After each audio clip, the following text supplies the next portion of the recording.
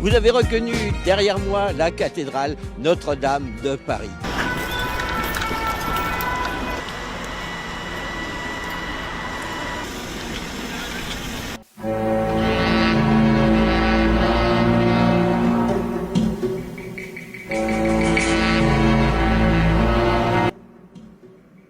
Presque tout le monde fut scandalisé par le feu d'incendie à la cathédrale Notre-Dame de Paris. Le Seigneur est avec vous, vous êtes bénie entre toutes les femmes. Et Jésus, votre enfant, est béni. Cependant, très peu se soucient du feu éternel de l'enfer, qui guette malheureusement l'âme de tous ceux qui se rendent participants du culte idolâtre, qui se fait secrètement en ce lieu.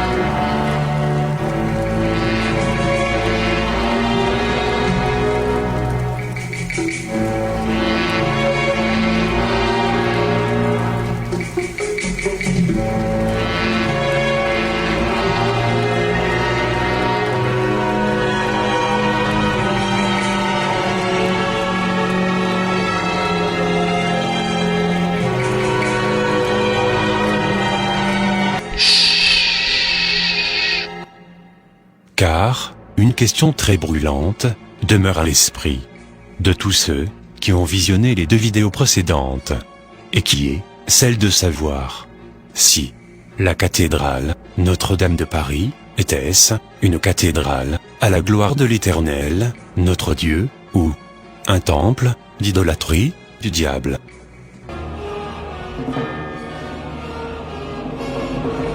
Bienvenue à Notre-Dame de Paris.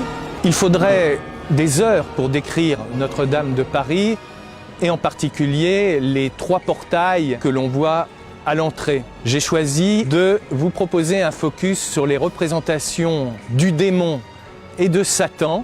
Du démon et de Satan. Puisque les voilà présents sur chacun des 3 portails.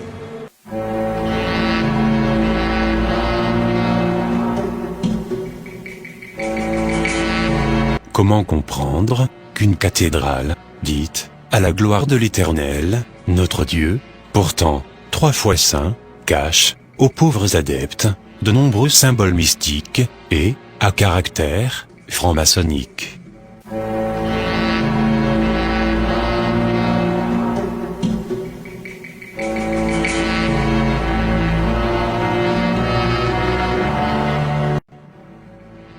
Analysons ensemble, d'un œil spirituel, les différents symboles et représentations diaboliques au sein de la cathédrale Notre-Dame de Paris.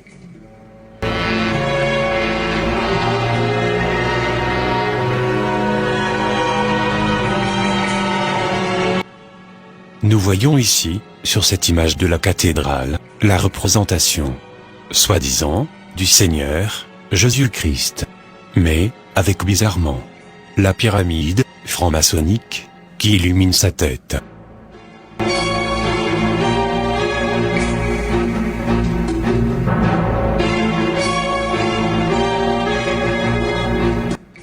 Nous remarquons aussi la représentation du symbole, de l'équerre et du compas, de la franc-maçonnerie, camouflés en dehors de la cathédrale Notre-Dame de Paris. Donc une femme qui est assise et qui tient un compas. Et même aussi à l'intérieur de la cathédrale. Mais, cette fois, avec une couronne royale sur le symbole de l'équerre et du compas de la franc-maçonnerie. Comme pour indiquer la supériorité du nouvel ordre mondial sur le christianisme. Et de ce fait, il y a un squelette humain qui l'adore.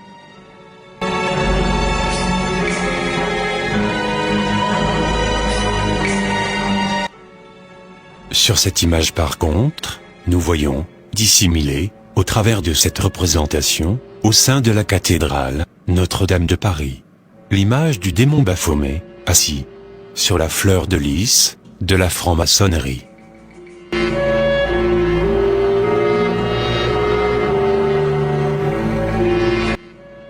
Nous remarquons aussi, ici, au sein de la cathédrale Notre-Dame de Paris, le fameux tapis de loge des sociétés mystiques secrètes, Illuminati, connu encore sous le nom de tableau de loge, et qui est le tapis symbolisant la franc-maçonnerie.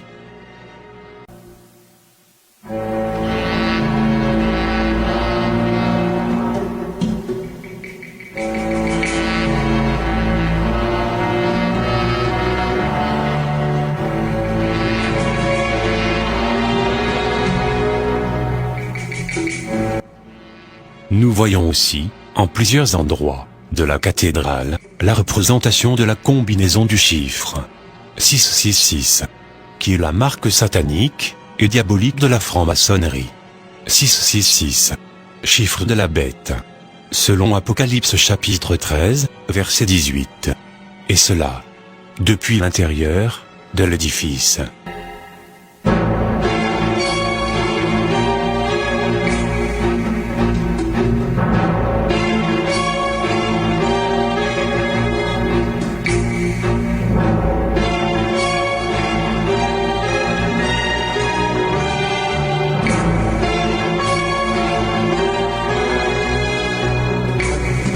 Tout comme à l'extérieur de la cathédrale Notre-Dame de Paris.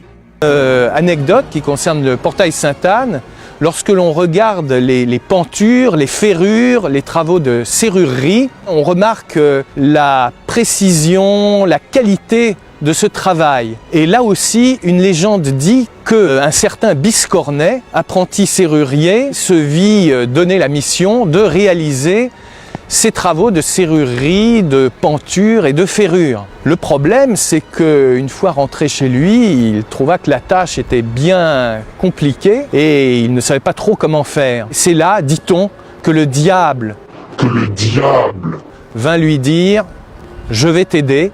Et le lendemain matin, le travail était réalisé, le diable avait fait son œuvre. Mais en échange, le diable voulait récupérer l'âme de Biscornet qu'on retrouva mort dans son lit et vraisemblablement après de nombreuses convulsions.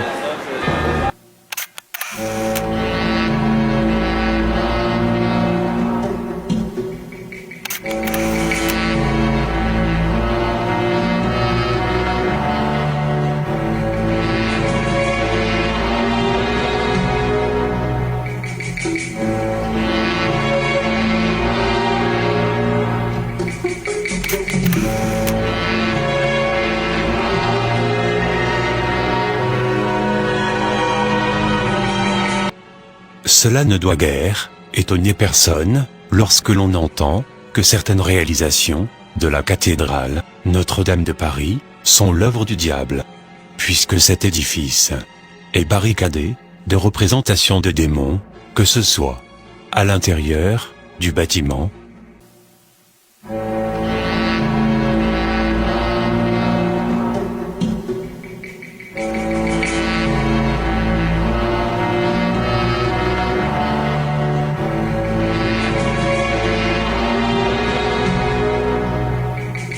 tout comme à l'extérieur de la cathédrale Notre-Dame de Paris.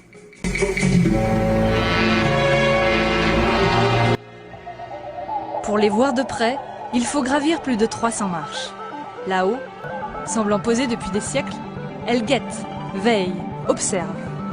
Les tours de Notre-Dame sont habitées par un petit monde fantastique, peuplé de créatures légendaires, parfois monstrueuses. Gargouilles et chimères, les célèbres sentinelles silencieuses de la cathédrale. La cathédrale médiévale, mais maintenant, personne ne peut penser à Notre-Dame de Paris sans penser à ces chimères.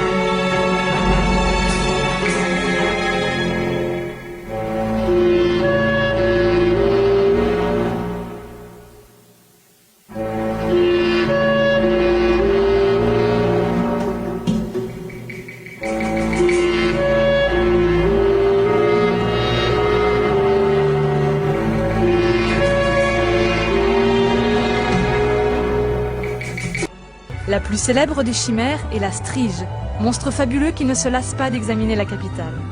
Toutes singulières, ces figures animales ou humaines ont une fonction différente. Les gargouilles, elles, jouent un rôle pratique, permettant l'évacuation de la pluie, tout un symbole. L'eau, c'était les forces du mal. C'était bien la force démoniaque de cette eau qui envahit, qui casse, qui noie. Et donc, ces forces de l'eau, forces du mal, il fallait les éloigner le plus possible de la cathédrale. L'eau, force du mal, il fallait les éloigner le plus possible de la cathédrale. Donc, d'où cette idée de bras pour sortir loin des murs l'eau. Pour sortir loin des murs l'eau. Et éviter que, comme cela, elle détruise les constructions.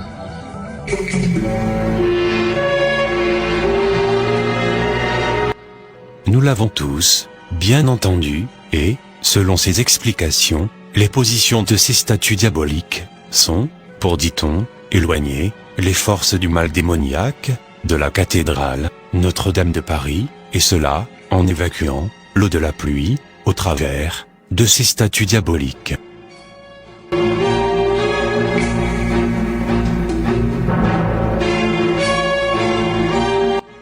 Mais, sur le volet beaucoup plus spirituel, et encore plus dangereux, et que l'on nous cache que cette eau de pluie, considérée, à tort, ou à raison, comme force du mal, retombe malheureusement sur la tête d'innocents fidèles de cette cathédrale et usagers de la rue. Et cela, depuis le canal de ces statues monstrueuses, tel un baptême d'initiation diabolique.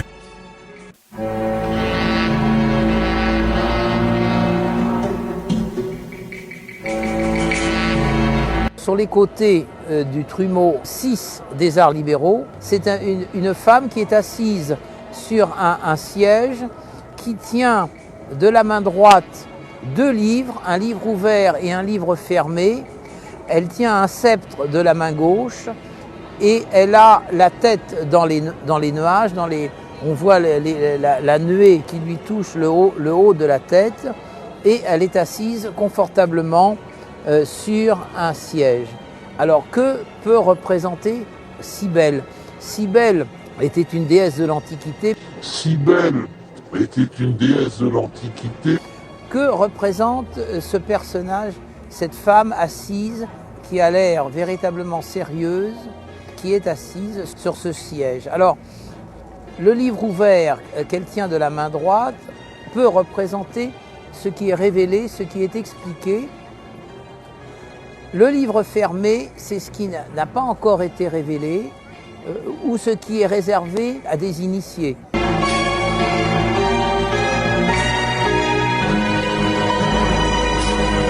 Qui est donc ce démon nommé Cybèle, et beaucoup plus intrigant, qui sont donc ces fameux initiés auxquels sont réservés certains secrets gardés précieusement au sein de l'Église catholique.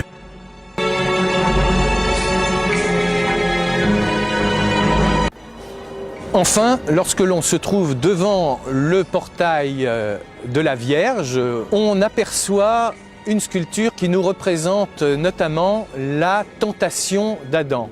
Ce qui est assez insolite, c'est que l'on voit Adam et Ève, et au milieu, c'est Lilith, diablesse, séductrice. Lilith, diablesse, séductrice. À queue de serpent, qui essaye de tenter Adam. Et ce qui est assez intéressant, c'est que Lilith n'apparaît pas dans la Bible. Lilith n'apparaît pas dans la Bible. C'est plutôt dans la tradition talmudique qu'on la rencontre.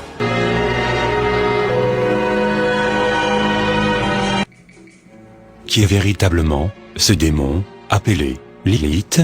Et pourquoi est-il courant de voir, au sein de plusieurs assemblées catholiques, évangéliques, et j'en passe, des pratiques qui n'ont pourtant aucune référence biblique, et qui sont malheureusement présentes dans certains lieux de culte.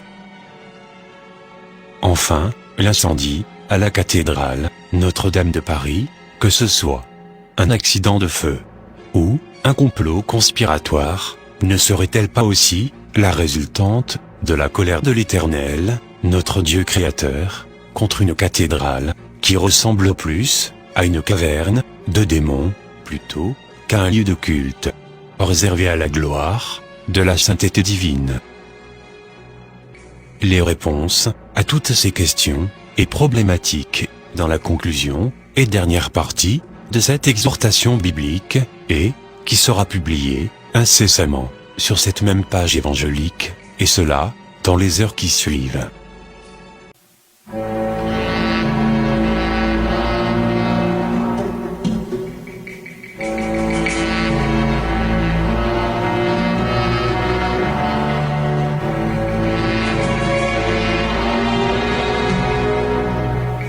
C'était ton serviteur, et le serviteur de notre Seigneur et Sauveur, Jésus-Christ de Nazareth, Yedidia, Marius, Israël.